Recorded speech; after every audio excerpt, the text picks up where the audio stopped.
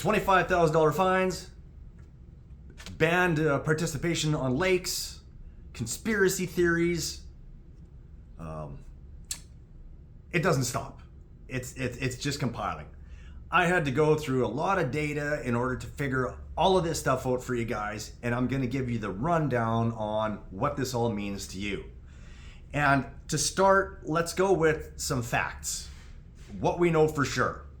Okay, not speculation, not conspiracy. We'll get into the conspiracy later on. I had some really good conspiracy theories in the comment section.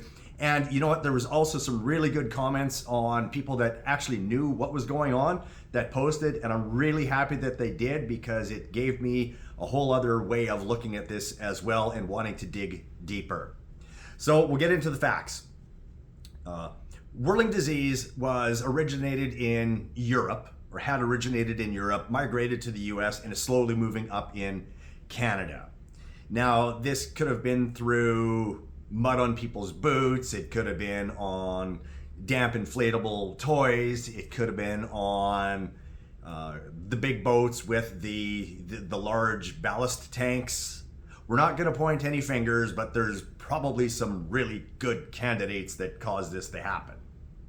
Now, whirling disease has a foothold in Alberta, and it's in BC as well. And as of right now, it's not here in Saskatchewan, and they're trying to prevent it from coming into Saskatchewan. It may be something that's inevitable, but if we can slow it down for as long as we can, it's a lot better.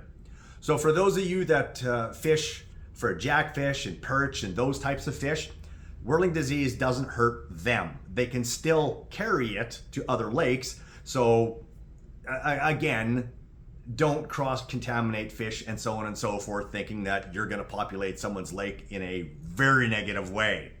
So salmon and whitefish, they're on the top of the list. Now, what whirling disease does to them is it goes after their exoskeleton, so their bone structure. It creates their spine curve. So instead of being a straight fish that would go through the water like this, it makes it curve, so then it just spins, or swims, I should say, in circles until it dies. So a very tragic way for these fish to go.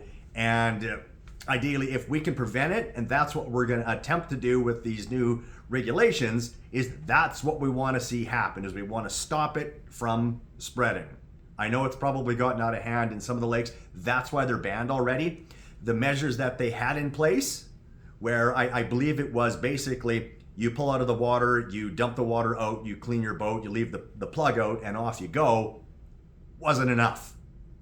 There's water that hides inside boats or inside inflatable boats or toys or what have you, or in engines, for example, that simply doesn't dry. Now, these little critters, if they get inside mud and the mud stays damp, okay, they can live a really, really long time. The research I did said 20 to 30 years, provided it stays damp. The surefire way to kill them on your boat, so if you take the boat out of the water, is to utilize hot water at 140 degrees Fahrenheit for about 10 seconds on that particular area. Now, the problem we run into with inflatables and toys and things like that, and even some boats, is once we start spraying that hot of water at them, we can have glues let go, or we can damage the boat, or things like that. And that's why nothing was released on, well, what can we do for our own part? Okay. I also did some more research, and bleach, for example, mixed at 10%, will kill the parasite in a certain growth state. So it won't kill it if it's still in its original state of its own exoskeleton. It won't penetrate that, it won't kill it. So even utilizing bleach, hopefully in a positive way, doesn't unfortunately kill them. It kills the parasite itself. So once it's evolved, it'll kill that aspect of the parasite, just not the original one that would be, well, transferable and lives for X number of years. So ideally what you want to do is you want to get out of the water, you want to pull your drain, you want to clean off your boat, and then you want to hit the highway. Now, What people are thinking is, well, what's this 30-day stuff? What's with the 30-day ban and or 45-day ban that we have here in Saskatchewan? The 30-day ban only comes into effect when you stop at your inspection station and he or she fails your boat. How can we prevent that from happening? We clean the boat, we drain the boat, we make sure it's dry, and we leave the plug out. Okay, once we get to that inspection station, you're not going to be fined for having a boat that has water in it. You're going to be fined if you blow past that station and they catch you. How do they catch you? Highway 1, Highway 16 have these inspection stations. They've got cameras. As you blow past on the highway, they take a picture of your license plate. They do some follow-up. Think of it this way. If you've got your boat on top of your roof, or your watercraft of some kind on top of your roof, they see it, they know you blew past, they may or may not follow up. If they follow up, it's a fine. In Alberta, it's $4,200. In Canada, I think it was $580 is what it was.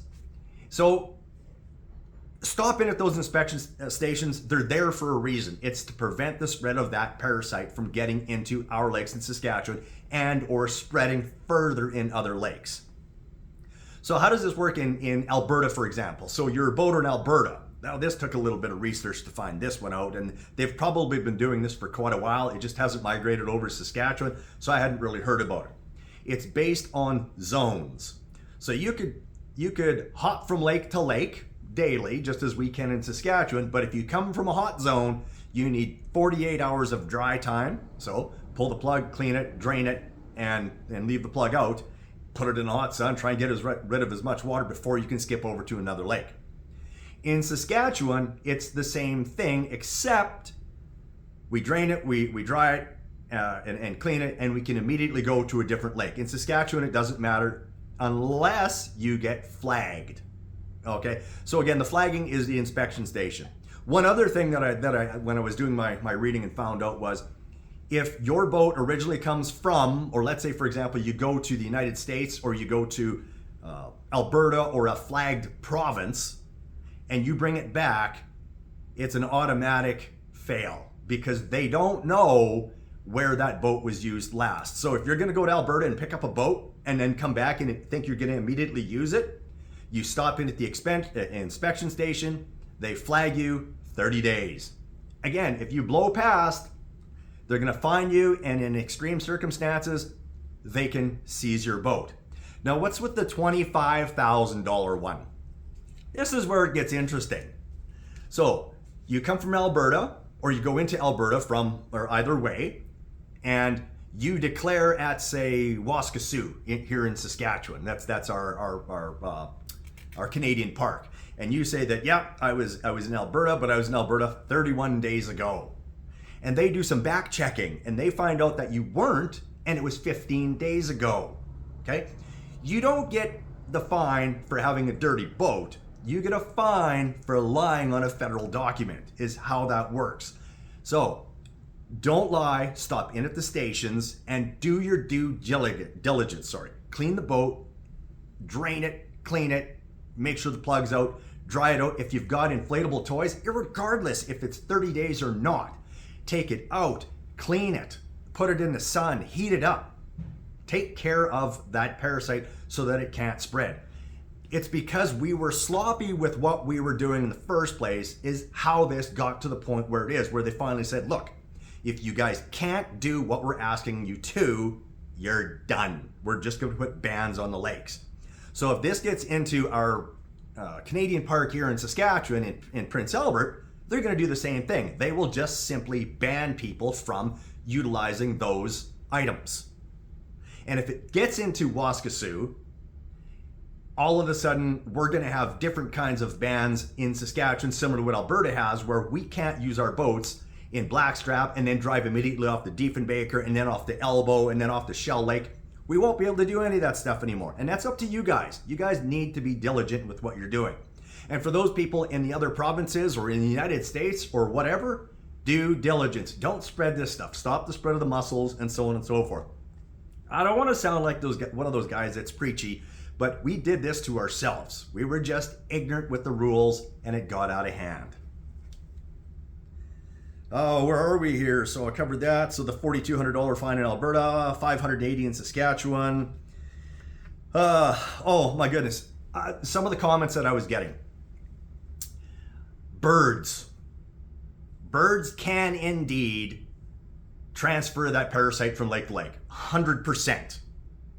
Think of it this way though. We can't control birds. Nature controls birds. Birds, when they fly from lake to lake, might have 12 spores. Yes, I said 12. Our boats will have millions of them in our ballast tanks or in our live wells or what have you. So the chances of a bird cross-contaminating lakes is minute at best. So that's one we've debunked. The government. All of these things that are happening in Canada, I know it feels like just more government regulation to keep us from doing what we want to do. But I guess we could feel that way, but that's not correct either. Again, this is something that we did on our own by not doing our due diligence and being careful. The government tried to help initially by saying, okay, these are some regulations we want you guys to follow, and it should help. Well, it didn't work. People blew past the stations. People still went in the water when they weren't supposed to. They don't clean their stuff. Again, wipe the stuff down. Do your best. Get the mud off of it. One thing that I was thinking though, and with the 30 days that I'm still debating or tossing around in my mind is, what if on day 15 it rains? Does that reset the timer? Because remember, if it's in mud or if it's in water, it stays alive. So it's kind of a weird one. Maybe someone comment below if you guys have figured this out, or maybe you guys can do some research yourself. I'd love for someone else to help me out here rather than me having to give you guys all the answers. Let's see. We also was this another? Was it? Yeah, I'm sure. Oh, I had some other comments. I wanted to get into them all because some of them are really good. The very ideally the best one was the guy that said, "Okay, this is exactly what it does, and this is why we need to worry." Again, I touched on earlier, salmon and whitefish. Those are the ones we need to worry about because that's the one it really affects. You know, I think that maybe that's enough. I've given you guys a lot of information here. Take it, digest it, and just keep in mind there's no fear of getting a fine if you're doing what you're supposed to do. It's the people that aren't doing what they're supposed to do that are ruining for everybody and costing us our resources. Remember, we get to go and play whenever we want in our lakes. If you guys mess this up, it's gonna be taken away. And with that, like, comment, subscribe, and I'll see you guys in the next video.